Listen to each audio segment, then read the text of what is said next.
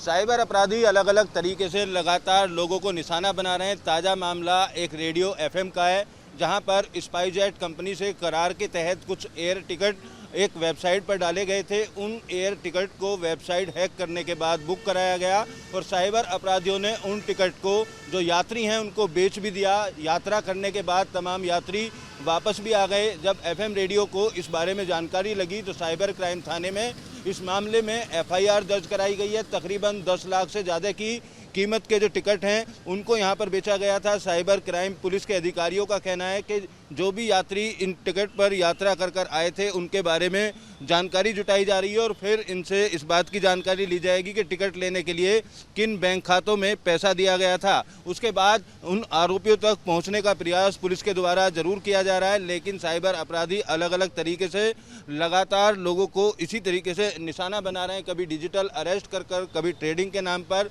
और कभी वेबसाइट को हैक करने के बाद रकम को निकाल लिया जाता है। तो अब एयर टिकट बेचने का ये मामला पहली बार सामने आया है। पुलिस अधिकारियों को इस बात की उम्मीद है कि जिन लोगों ने यात्रा की है उन लोगों के जानकारी होने के बाद ये बात स्पष्ट हो जाएगी कि किन लोगों द्वारा इस वेबसाइट को हैक किया गया था। फिलहाल देखना होगा कब तक अपराधी पुलिस के चंगुल में आ पाते हैं। साइबर अपराधी अलग अलग तरीके से लगातार लोगों को निशाना बना रहे हैं। ताज़ा मामला एक रेडियो एफएम का है, जहां पर स्पाइसजेट कंपनी से करार के तहत कुछ एयर टिकट एक वेबसाइट पर डाले गए थे। उन एयर टिकट को वेबसाइट हैक करने के बाद बुक कराया गया और साइबर अपराधियों ने उन टिकट को जो यात्री हैं उनको बेच भी दिया। यात्रा करने के बाद तमाम यात्री वापस भी आ गए। जब एफएम रेडियो को इस बारे में जानकारी लगी तो साइबर क्राइम थाने में इस मामले में एफआईआर दर्ज कराई गई है। तकरीबन 10 लाख से ज़्यादा की कीमत के जो टिकट हैं उनको यहां पर बेचा गया था। साइबर क्राइम पुलिस के अधिकारियों का कहना है कि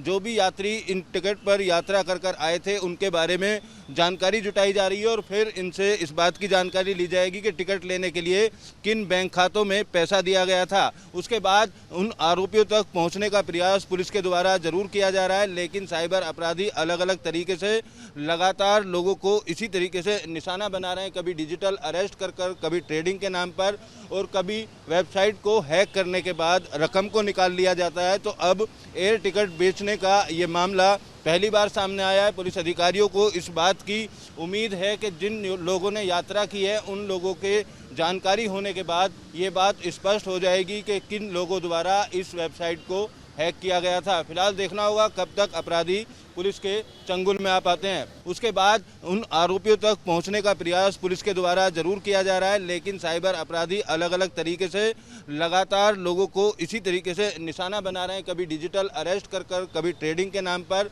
और कभी वेबसाइट को हैक करने के बाद रकम को निकाल लिया जाता है। तो अब एयर टिकट बेचने का ये मामला पहली बार सामने आया है। पुलिस अधिकारियों को इस बात की उम्मीद है कि जिन लोगों ने यात्रा की है उन लोगों के जानकारी होने के बाद ये बात स्पष्ट हो जाएगी कि किन लोगों द्वारा इस वेबसाइट को हैक किया गया था। फिलहाल देखना होगा कब तक अपराधी पुलिस के चंगुल में आ पाते हैं। वीडियो जर्नलिस्ट जैनेंद्र के साथ अमित चौधरी, न्यूज़ स्टेट नोएडा।